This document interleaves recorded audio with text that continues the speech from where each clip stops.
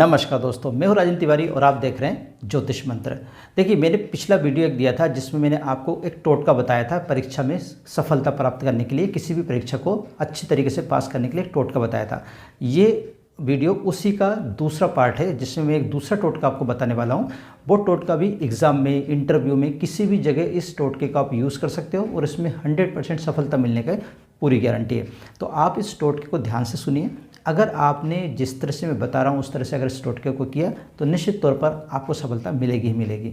तो अगर आप भी जानना चाहते हैं कि वो टोटका क्या है, उसको कैसे किया जाता है, तो इस वीडियो को अंत तक जरूर देखिए। अगर वीडियो पसंद आए तो इसे लाइक और शेयर कीजिए और हमारे चैनल ज्योतिष मंत्र को सब्सक्राइब करना ना भूलें। तो चलिए शुरू करते हैं।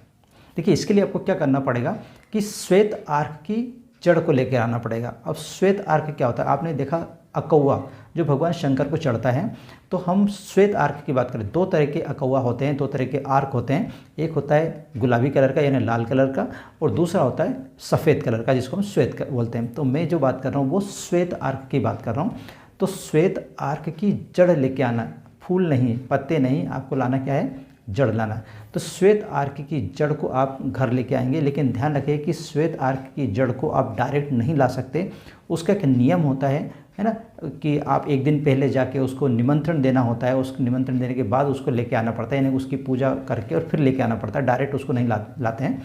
तो आप उस जड़ को ले आइए, ठीक है। उस जड़ को लाने के बाद आप उस जड़ वो थोड़े दिन बाद, 2-3 दिन बाद या 4 दिन बाद वो जड़ सूख जाएगी। उस जड़ को आपको करना क्या है? सिर्फ अपने जेब में रखना है।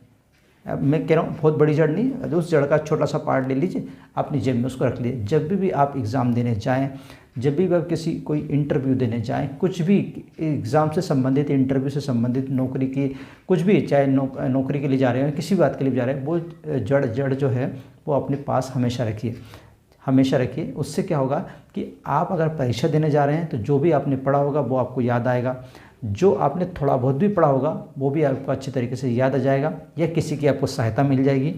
दूसरी बात यह कि जब इंटरव्यू देने जाएंगे तो इंटरव्यूअर जो आपका रहेगा, जो आपका इंटरव्यू ले रहा होगा, वो उसी टाइप के क्वेश्चन आपसे पूछेगा जिस टाइप के क्वेश्चन का आप जवाब आसानी से दे पाओ। ऐसे क्वेश्चन नहीं पूछेगा जो कि आप जवाब ही नहीं दे पाओ।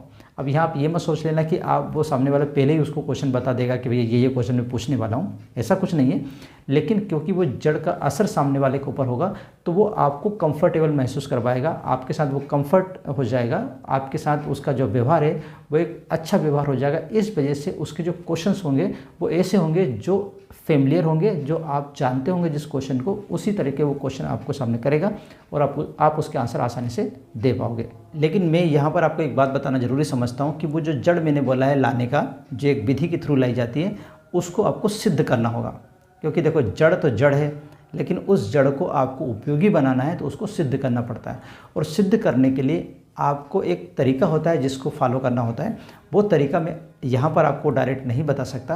आप चाहें, अगर वो तरीका जानना चाहते हैं तो आप मुझे कमेंट कर दीजिए, मैं कमेंट के थ्रू ही उसका आपको आंसर दे दूंगा कि किस तरह से आप उस जड़ को सिद्ध कर सकते हो। जड़ जब आप लेने जाएंगे उसमें भी आपको मुहूर्त देखना है। आप किसी पंडित से पूछ लीजिए कि आप अच्छा मुहूर्त कब चला है। ये मत बोलना उनसे कि मेरे को जड़ लेके आना है, इसका मुहूर्त बताइए। नहीं, आप अच्छा मुहूर्त उनसे पूछिए, कोई शुभ मुहूर्त बता देंगे वो। वही शुभ मुहूर्त में जाके आप जड़ को लेके आना है, ठीक है। ये इस बात का आपको ध्यान, मान लीजिए उन्होंने गुरुवार के दिन का शाम को 7 बजे का या कुछ भी बताया कि भैया इस समय आपको जड़ लेके आनी है, इस समय आप अच्छा मुहूर्त है, शुभ मुहूर्त है, उस समय आप जो भी आपको काम करना वो कर लीजिए। तो उसके एक दिन पहले जाकर आप उस जड़ को, जहाँ पर भी वो पेड़ लगा हो, आर्क का पेड़ लगा हो, उस पर आप अगरबत्ती लगा दीजिए और 1-2 फूल चढ़ा के वहाँ से उनसे नमन करके, उनकी प्रार्थना करके आ जाइए। इस मतलब आपने उस पेड़ से उसकी जड़ लेने से पहले आपने उसको बता दिया है, उसकी पूजा कर दी है इस तरह से। क्योंकि ये वनस्पति ऐसी होती है जिनको आप डायरेक्ट नहीं ला सकते, इनमें बहुत सी शक्ति होती है इस तरह की वनस्पतियों में। इस कारण से आप इनको डायरेक्ट नहीं लाना है, इनकी पूजा करके ही लाया जाता है। तो एक दिन पहले इनको निमंत्रित करना रहता है और दूसरे दिन जाके आपको लेके आना है। तो जब आप पंडित से पूछेंगे मुहूर्त के बारे में, जो भी वो मुहूर्त जिस दिन का भी दे, उस दिन से एक दिन पहले जाके उनको निमंत्रित कर दीजिए और दूसरे दिन आप उनको ले आइए। वो लाना मुहूर्त में ही है। दूसरी बात है, उसको लाकर आपको सिद्ध भी करना है। सिद्ध करने का तरीका मैं आपको यहाँ डायरेक्ट नहीं बता रहा हूँ, लेकिन हाँ, मैं आपको कमेंट्स में ज़रूर बता दूँगा अगर आपको नहीं मालूम है तो, ठीक है। आशा करता हूँ कि आपको ये वीडियो अच्छा लगा होगा। अगर वीडियो अच्छा लगा तो प्लीज़ लाइक कीजिए, शेयर कीजिए और हमारे चैनल ज्योतिष मंत्र को सब्सक्राइब करना ना भूलें। आज के लिए बस इतना ही, मिलते हैं नए विषय के साथ। तब तक आप रहिए खुश और मुझे दीजिए आज्ञा। जय हिंद।